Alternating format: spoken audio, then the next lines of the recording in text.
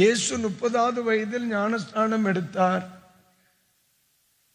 அந்த ஞானஸ்நானம் எடுத்த அந்த நாட்களில் கானாவூர் கல்யாண வீட்டுக்கு போறார்.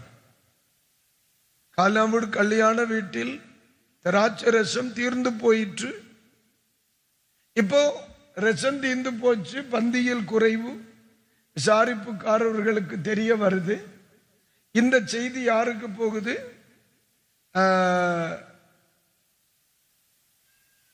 மரியாளுக்கு போகுது. மரியாள் இந்த இடத்துல நடந்து கொள்ளுகிற விதங்கள் இயேசு கிறிஸ்துவை அவருடைய இடைப்பட்ட 18 ஆண்டுகள் அவரிடத்திலிருந்து வெளிப்பட்ட தெய்வீக வல்லமையை நமக்கு வெளிப்படுத்தும் என்று சொல்லித்தார். சாம்பார் தீர்ந்து போனா சமையல்காரன்ட்ட சொல்லணும், ரசம் தீர்ந்து போனா சமையல்காரன்ட்ட சொல்லணும். ஆனா இந்த அம்மா என்ன சொல்லுது? அவர் உனக்கு என்ன சொல்லுகிறாரோ அதன்படி செய், அதன்படி செய்.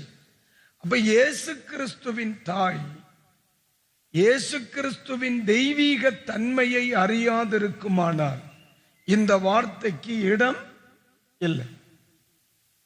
அந்த இடத்தில் சொல்லப்பட்டிருக்கிறது, இயேசு தம்முடைய முதலாவது அற்புதத்தை செய்தார் வெளிப்படையாக.